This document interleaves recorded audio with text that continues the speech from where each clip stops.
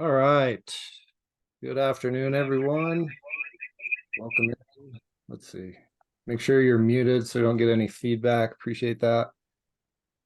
And let's go ahead and dive in. Let's see. Looks like it's noon. Same setup. Right. Okay. Get started. Mute everyone. All right, cool. All right, guys. Let's dive right in. I'm going to share my screen with you. As I mentioned on the in the email, we're just going to be going over a recent case study of a deal that recently paid out. So nothing too crazy. It shouldn't take too long. And then I'll stick around and answer any questions you guys have about anything, whether it's in regards to surplus funds or this particular deal or anything like that. Okay. So with that being said, let's go ahead and get started. Can everyone see my screen first off? Let me know. Let me know in the chat if you would. Can you see this house? A little check with it. Yes, yes. Okay, cool. Very good. Don't want to be going over something you can't see. All right, guys. So first off, let's cover, okay, we're going to cover how the deal was found, how long it took to complete, expenses, and all that good stuff, okay? And then we'll go over the 5-step process, like I mentioned in the email. So this deal was in the state of New York, for one, and we were able to get a list from some public resources by requesting tax sale results. So this was a tax overage, what I refer to as a TOW, tax overage, okay? I refer to mortgage overages as MOs. And we first got this list from a tax sale that happened quite a while ago. The tax sale itself actually happened in 2018, okay? So this was a pretty old deal. Now, let me pause there. How many of you know what tax overages are and mortgage overages are? Okay, I just want to make sure that everyone is aware of what I'm actually talking about here. Does everybody know what overages are? If you don't, let me know, okay? Like say, hey, I'm new to this. I'm not sure what overages are. Please refresh me. Because if we need to, I'll do that. Okay, it looks like I don't need to do that. Very good. Oh, someone is new to this. Okay, no worries. It's not going to take long to explain. Okay, I just want to make sure everybody is aware. So, all right, guys. Overages, surplus funds, excess proceeds, same names, different names for the same thing. Okay, an overage or a surplus fund is money that is left over from a tax sale or foreclosure sale. Okay, so when somebody doesn't pay their mortgage payment, the bank will auction off that property to recoup what is owed to them. Now, when the property goes to auction, sometimes it sells for more than what's owed to the bank. So quick example, let's say I owe Bank of America $100,000 and my house goes to a foreclosure auction. And let's say an investor buys the house for $150,000. You with me so far? Well, Bank of America is going to take what's owed to them, $100,000, right? But it sold for $150,000. So there's a $50,000 difference or a $50,000 overage, okay, or surplus of funds. That money should go back to either the previous owner, or if they had other debt on that property, like a second mortgage, an IRS lien, an HOA lien, those liens would have priority to that money over the homeowner, okay?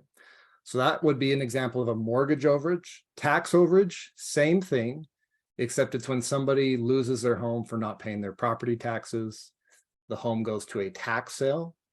Investors sometimes will purchase these homes for more than what's owed to the county in property taxes, and an overage is generated, okay? So that is what overages are in a nutshell. Now, where do we come in? Well, we let people know that money is available for them. We do the the claiming process, we do all the legal work to help them collect that money. And then we receive a commission on the back end for our efforts. Okay, so that's how we get paid from overages and surplus funds. Okay, does that make sense? Everyone with me so far? Good to go?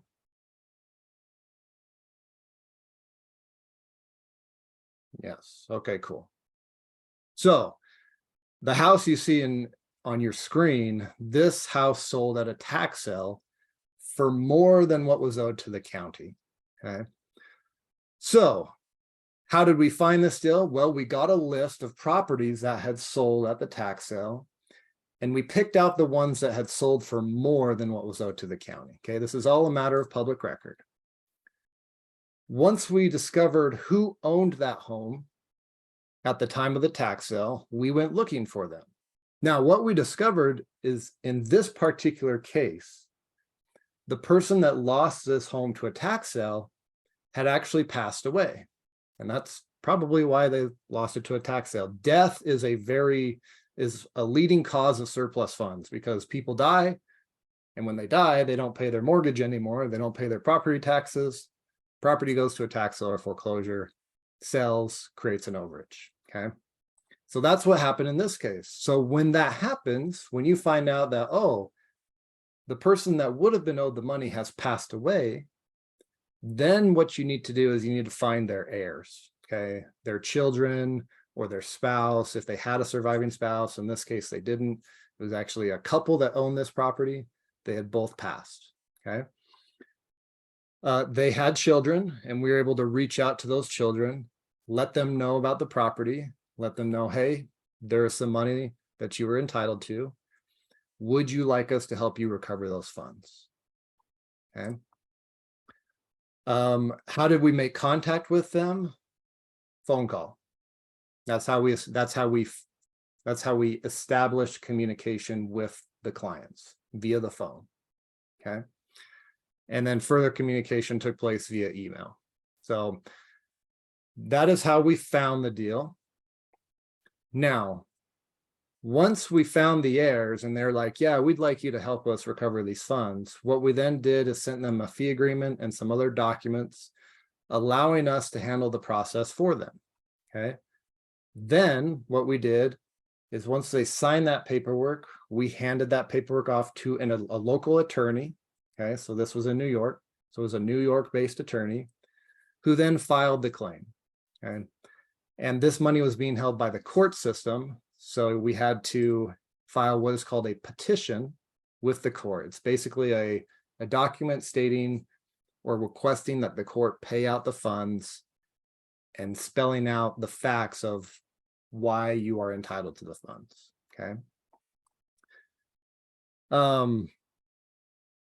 So that is how the process got started. Now, as the process went on, there were some hiccups. And this leads me to, how long did it take to get this deal paid out? Well, I sent the paperwork to my attorney on this deal in January of 2021.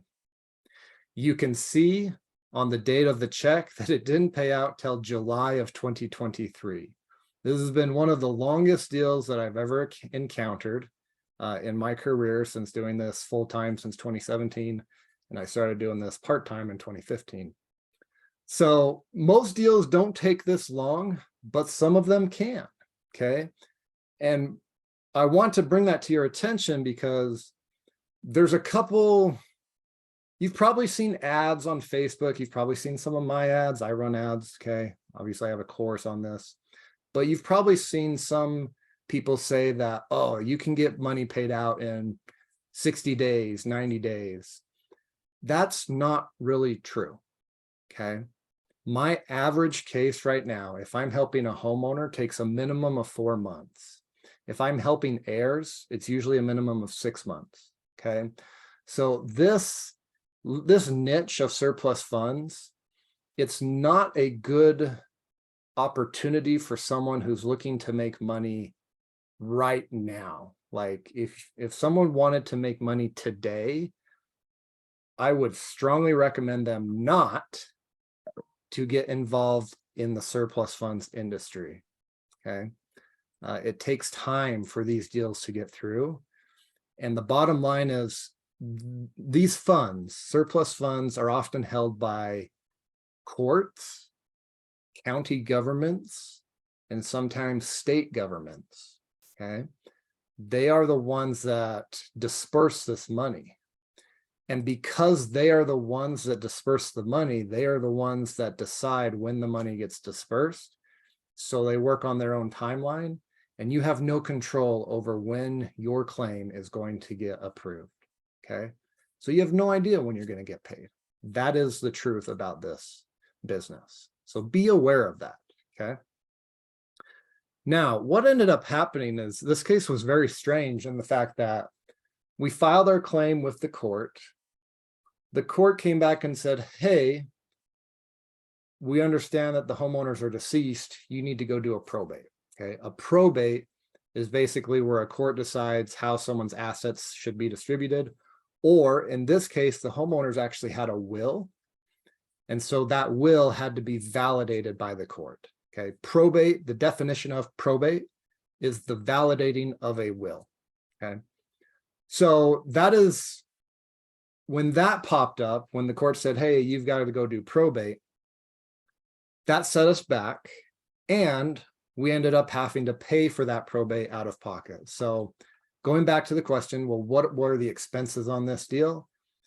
This $2,789.38 you see on the bottom of your screen, those are the legal fees that I had to pay out of pocket, okay, to do the probate. Just get the probate done, okay? That doesn't include the claiming of the attorney fees on the back end, okay, which I'll go into in a minute.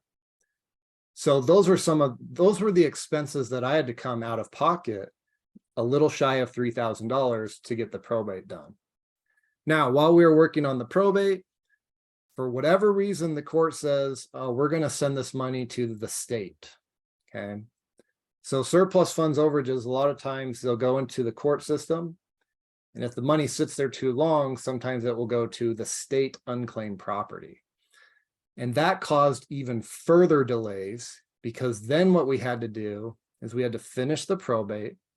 Then we had to go file a second claim with the state, getting approval from them. And once we got an approved order from the state, we had to show that to the court. And it was just basically we did our initial claim, then we did a probate, then we had to file with the state, and then we had to take that approval from the state and send it back to the court. So we basically had to do like 4 different claiming processes on this one deal. And that's why it took so dang long to get paid on it. But when all was said and done, we were able to recover the funds. We were able to be successful. As you can see, the check on the screen, this is a payout from this particular deal. And it took, over 2 years to complete. Okay. So that is, I think that's kind of a very short overview of this particular deal that just paid out last month. Okay. Now, if you guys want, post some questions in the Q&A box if there is one, if you see one at the bottom, and I can go over those. To just recap and finalize this, let me share with you the 5-step process that you can utilize to do surplus funds deals like this. Okay. So step number 1 is, and I call this the overage profitability formula. Okay. Step number 1, you need to create leads. How do you do that? There's 2 ways. Number 1, by gathering lists from public records, counties, treasurers, things like that, courts, showing you how much surplus funds are being held by the court, the county, whoever. Okay, it's all a matter of public record. You can get lists by just simply asking for them or filing Freedom of Information Act requests. Some counties even post their lists online. So that's one way to create leads.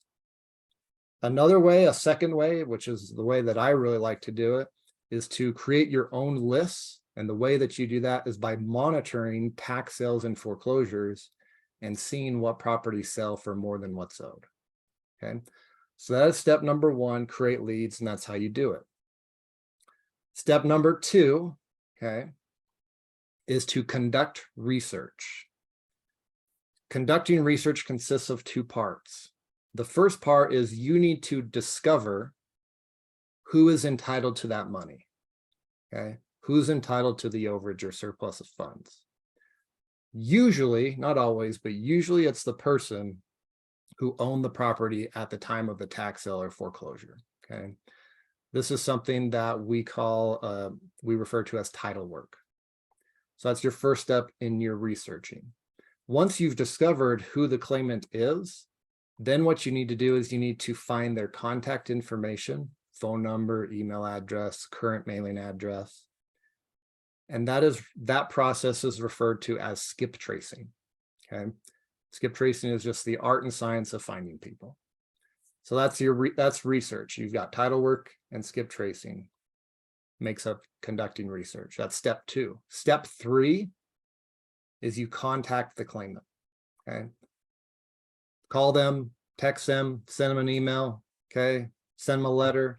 Let them know you have money available. We can help you. Reach out to us. That's step three, is contacting the claimant. Once they respond to you, you move to step four, which is to contract. Okay. In other words, you get the proper paperwork signed that you need in order to move forward and claim the surplus funds. Okay. Once you have a signed agreement in place, you send that off to your attorney, who then can file the claim for you with the entity that's holding the surplus funds. That is step four. Step five then is to profit. Okay. That's where you've submitted everything. The claim is being reviewed by the court or the county or whoever, and you're just waiting for your check to come. That is the 5-step process of how you can do these surplus funds deals. Okay. Does that make sense? Is that clear? Anyone lost in the sauce? All clear. Cool. All right, very good, guys. Cool. All right, guys, fire away your questions. What questions do you have for me about anything?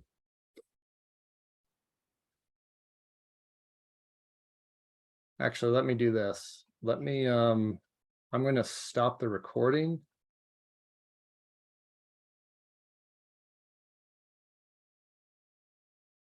Well, no, I'll just keep going. Someone, if you're watching this, if you're watching the replay, we're just going to do Q&A now. All right.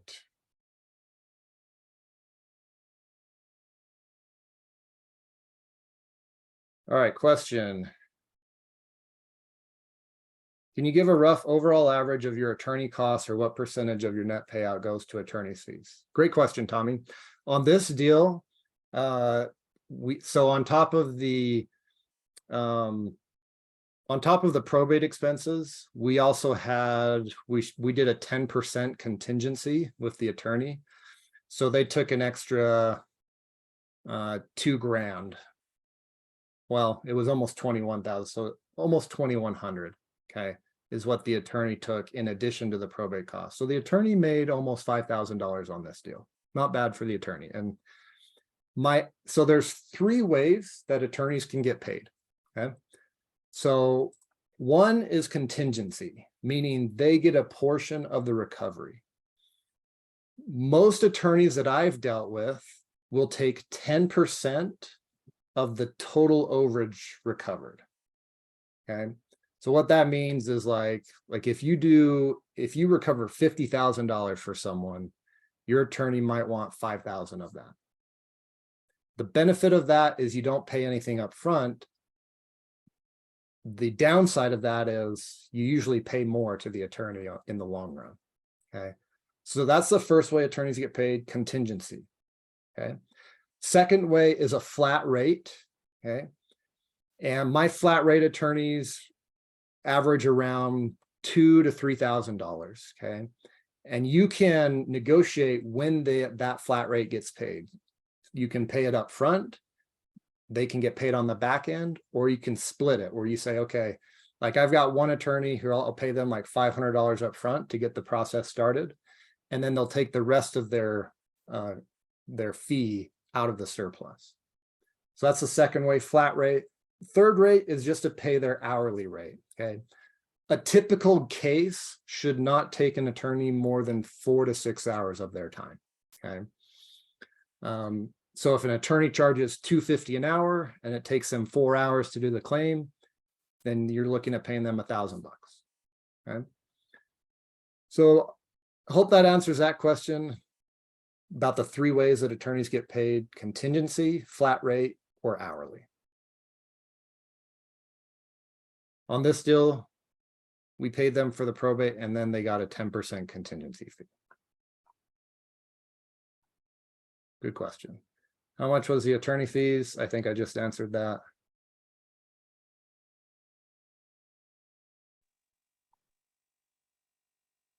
What step do you think takes the majority of the work? That's a real good question, Chris. So the process in and of itself is fairly simple, right? But it is difficult, okay? Like, this business is a difficult business for 2 main reasons, okay? Here are the 2 main reasons that it's difficult. Number one, you've got to find the person. That can be difficult because a lot of times when people go through a foreclosure, they're kind of off the radar. You know, sometimes they're homeless, not always, but they often don't have a new address or anything. So it can be difficult to find the people. The second thing is that's the most difficult is when you have found someone, they are extremely skeptical when you tell them that they have money from a house that they lost to foreclosure. And so it is difficult to overcome that skepticism. And so it's a lot of times you have to perform a lot of follow-up. Okay, so once you've actually made contact with someone, it's rare that they're just going to sign up with you right on the spot.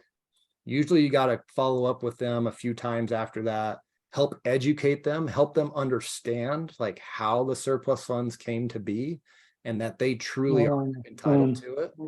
Okay, so I would say that the contacting part and following up is probably the most time consuming. Okay. It's easy to get leads. Skip tracing can be difficult. Finding the person, like I said, can be difficult, but the contacting, helping them understand, following up with them, helping them realize that this is legit and that it's not too good to be true, that takes the bulk of the time. Okay. So I hope that answers that question.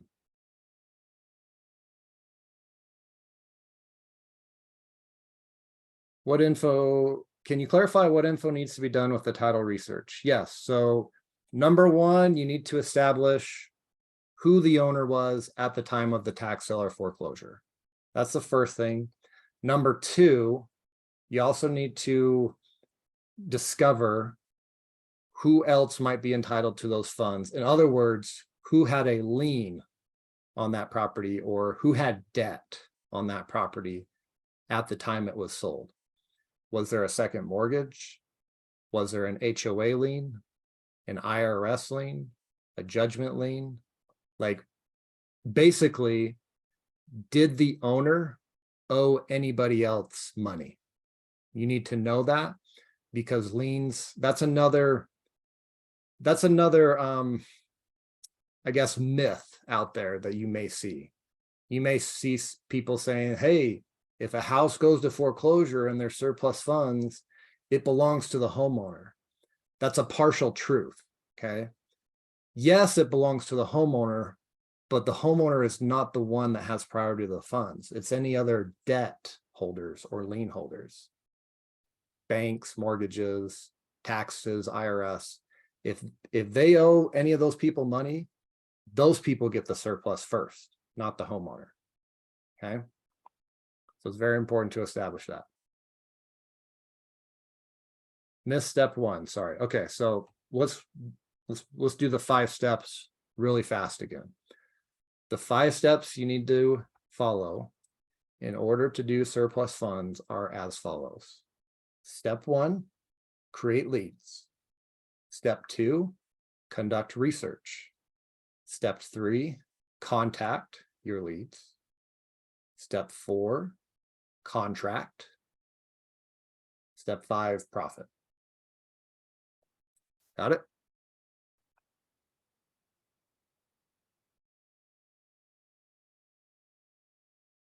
Good question. Will you have to open probate for every case that involves a will? And how do you personally validate the will to determine if the person you're talking is really entitled to the funds? Awesome. So this is a great question.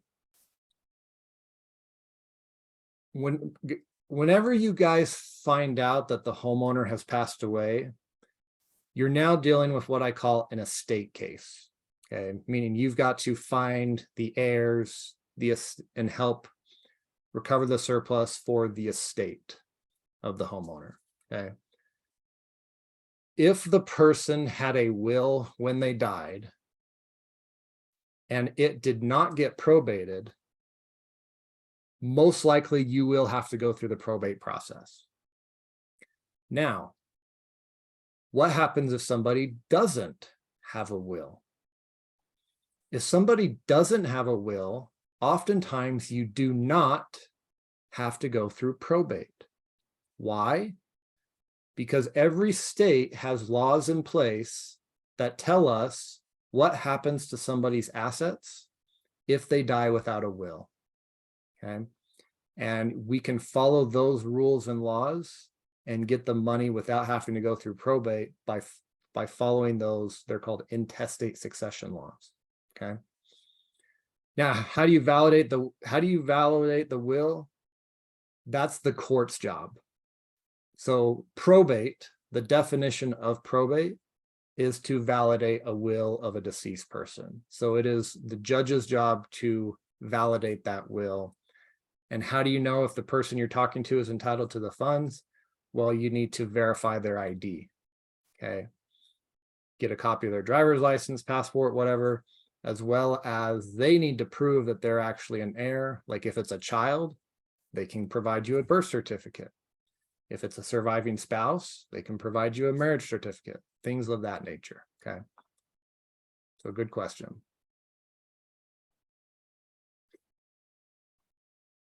How do you identify an attorney in the town region you are working overages? Yeah, great question. I contact, you will have to probably call 20 attorneys to find one good one, maybe more. Okay. That's another challenging part of this business, is because this niche it's not very well known. Okay. Not a lot of people know about surplus funds. It's not a big niche in the attorney world. Okay. And so because of that, there are few attorneys that actually know what surplus funds are, let alone how to go about claiming surplus funds. Now, how do I find attorneys? Well, think of it this way. Where do surplus funds come from? Foreclosures and tax sales, right? So that's where I often start. I look for foreclosure attorneys. A lot of people that go through foreclosure often go through bankruptcy. So I'll look for bankruptcy attorneys. Okay. Those types of attorneys seem to be well aware of at least enough real estate law that they can do surplus funds. The actual procedure of surplus funds is not difficult. Any attorney can really do it if they just sit down and learn a little bit about the process. But foreclosure attorneys, bankruptcy attorneys, that's where I start to find one. And you just reach out and say, hey, I've got this case. We need help recovering surplus funds from a tax sale or foreclosure. Can you help us, or do you know anyone that can help us?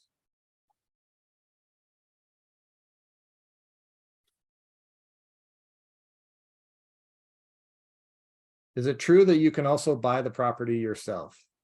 Yes, you could buy the property if you come to an agreement before the tax sale or the foreclosure. Okay. You would have to buy it before the auction. unless it's in a state that has what's called a redemption period. A redemption period is just an amount of time after a tax sale or foreclosure where a homeowner can pay back what they owe plus a penalty. Okay. Sometimes you can purchase properties during that redemption period as well. But if the property's sold and there is no redemption period, you're out of luck at that point. The only thing you can really do is help recover the surplus funds. It depends on what state you're working in.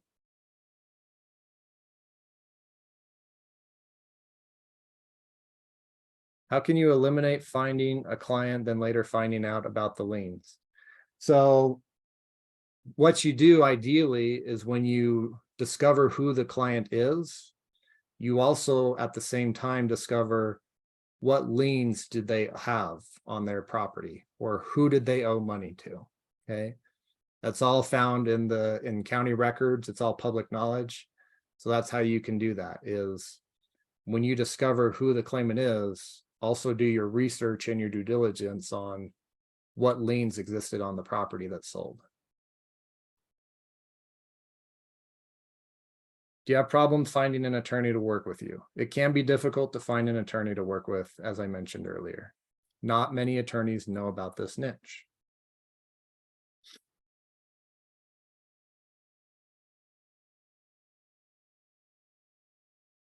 What strategy should we be doing when following a foreclosure besides attending court steps auction? It depends. I guess it would depend on your goals, Pedro. Like what are you trying to accomplish? Are you trying to purchase the property? If you're trying to purchase the property and either flip it or hold it as a rental, if I was in your shoes, I would be making contact with the owner long before the auction even has been scheduled. Okay, so that you have time to work out a deal with them.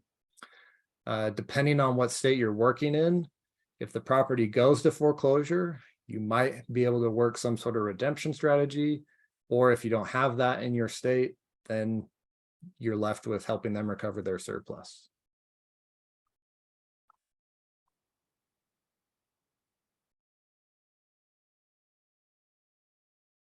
Great question. Why didn't the family cover the probate fees given that it was a will of their heir?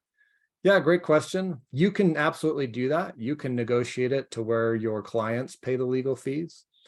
That's not something I do in my business. That's something that I use as part of a negotiation tactic, is where I cover all the legal fees. Okay, I want to make it a win-win for my clients. So that's just something that I offer as part of my business.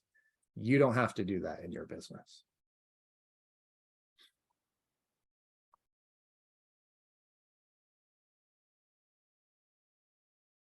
I'm in North Carolina. It's not many that do here. Yep.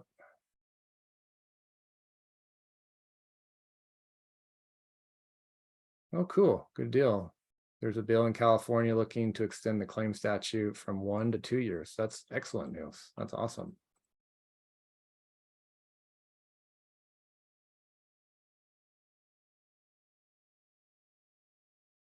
Cool.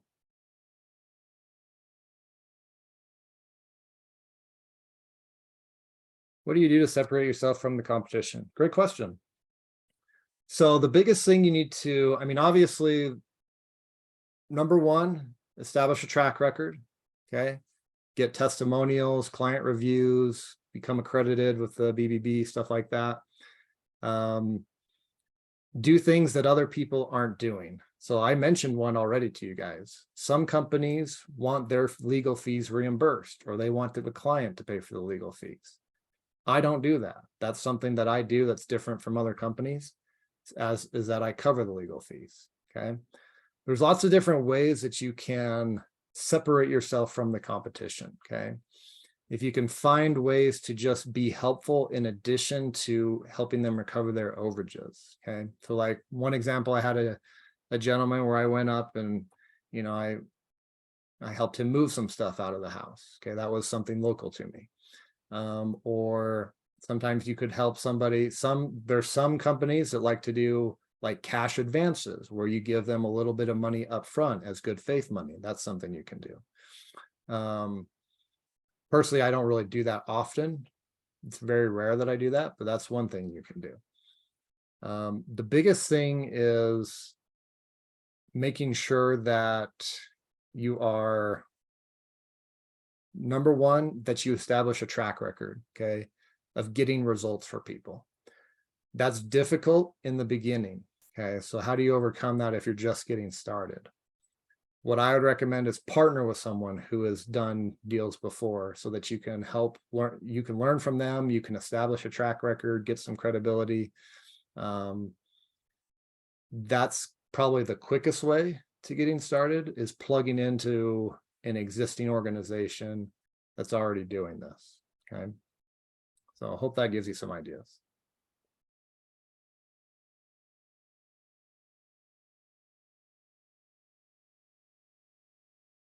Do you use an IRA to pay fees so profits go back to the IRA? Not typically. I mean, there's kind of a tangent, but it's a good question. And I think everyone should probably have some sort of IRA if they have a business. So I have an IRA. For those that don't know what an IRA is, individual retirement account. That's what it stands for. I have an IRA that's self-directed. Okay, so in other words, I've got an LLC that owns the IRA. There's a bank account for that LLC. Any money from my IRA doesn't have to sit with the custodian. It can be in my LLC's bank account. And then I can deploy that money how I see fit into whatever investments that qualify for as an IRA investment. So a lot of my IRA investments I do are private lending. So whether it's private lending on overage deals or real estate deals, that's typically what I use IRA funds for.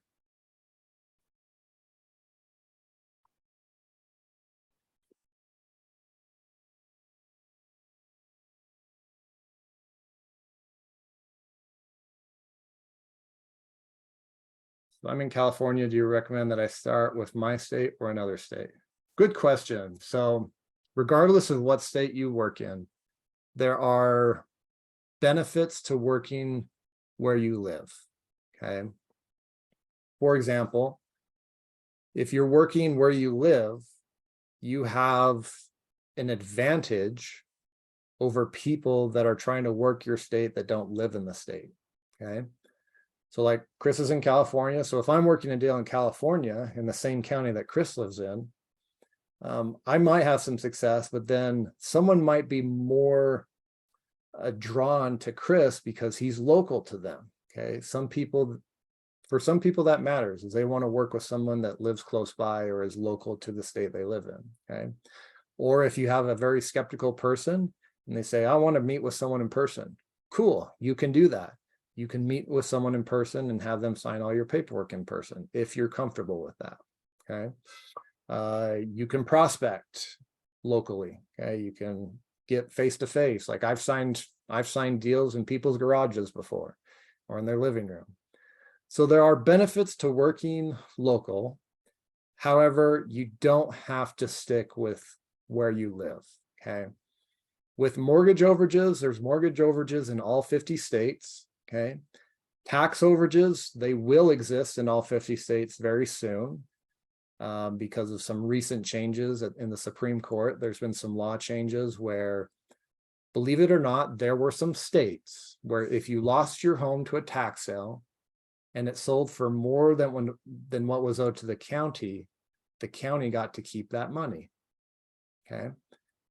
Recently, the Supreme Court just ruled that that's unconstitutional. Counties can't keep more than what they're owed. So they have to be giving that money back to the owners. So that opens up a huge opportunity for this industry because this industry is growing due to recent legislation, okay? So you're not stuck with just working where you live. You can work in any state that you wish.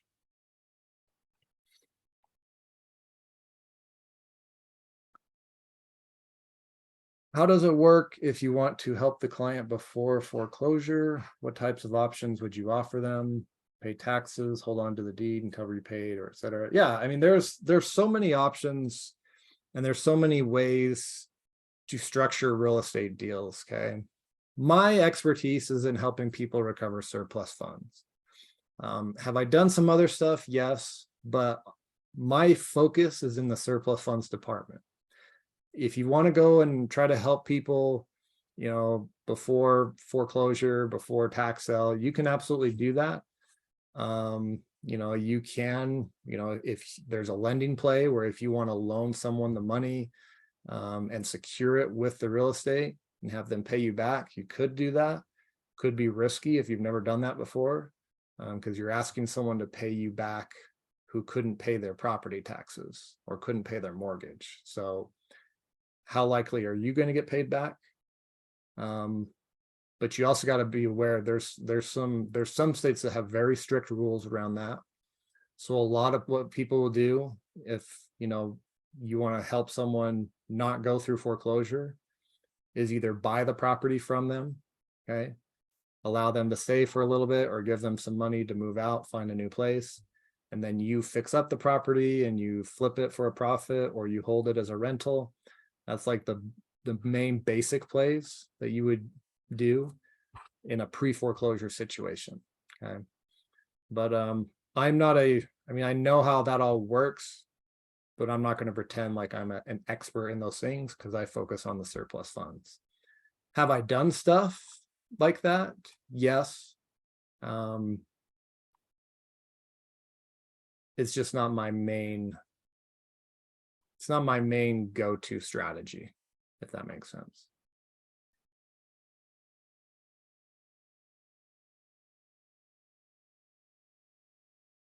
Does every state have to return excess funds? They are, because of the recent rulings, yes, they will have to start giving that up. It's already starting in many states.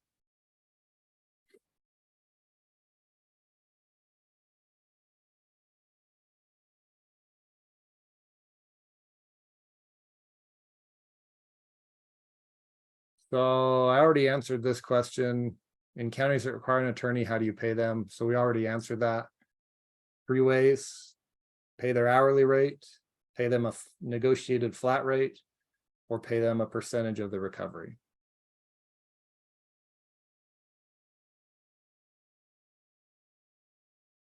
Yes, Michigan law has changed. Yep. There is now a process to recover overages in Michigan. All right, cool. Guess that's it. Awesome, guys. Appreciate you all hopping on. There are 3 ways that I can help you. If you're interested, I can tell you those 3 ways, or we can just part ways. Let me know. Would you like to know the 3 ways I can help you? You bet. Awesome, Chris. No one said yes. All right, fair enough. All right, guys. Oh, yes. Okay, there we go. Cool, guys. So there's 3 ways I can help you. Number 1, I can show you the entire process and provide you everything that you would need to do deals like this. Okay. I have a course that provides you all the scripts, paperwork, and the how-to instruction on how to find leads, how to find people, what to say to them, how to sign them up. Okay. You can check that out at school.overagecourse.com. Okay. I'll put a link in the chat for you. So that's one way I can help you. Second way, if you already have a program, but you would like to ask me questions personally, I do a weekly Q&A. Okay, so it's like a weekly coaching call. You can check that out at surpluscoach.com. Okay. So if maybe you are already well versed, but you'd like to ask me questions specific to your deals or specific to your situation, I can provide you with my insights on a weekly basis. Okay. Surpluscoach.com. Number 3, is if you or someone you know has gone through a foreclosure or a tax sale within the last few years, I can help you recover surplus funds. My website for that is overagerefunds.com. Okay. So I'll leave those two links for you in the chat. And those are 3 ways that I can help you. Okay. In addition, you may or may not know this, but if you're here, obviously you're probably on my email list, but if I have other, little meetings like this, make sure you're on my email list, make sure you're subscribed to my YouTube channel. I have a ton of free content there as well that you can utilize. Okay. And yeah, I appreciate you all watching and taking time out of your day. And that concludes this. Oh, there's a couple of, yes, there is a charge for the weekly call. It's $97 a month. Okay. So $97 a month, weekly Q&A calls with me directly. I don't outsource that. Okay. All right, a couple more questions because I'm a sucker. Do overages work on commercial and residential and land? Yes, 100%. Any type of real estate that sells at a tax sale or foreclosure can generate an overage. Okay. Whether it's vacant land, whether it's commercial, residential, doesn't matter what type of property it is, as long as it sells for more than the debt that was on the property. That's what matters. Okay. Cool. All right, guys. Appreciate y'all hopping on. You have a great day. And thank you so much. I hope that was beneficial for you. Let me know if you if you'd like to see anything else. I'm going to bail off right now. Okay. But if there's something else that you would like to see or something else you'd like to learn, just post that in the chat for me and I'll go through afterwards and maybe we can do some other videos in the future. All right. Thanks, guys.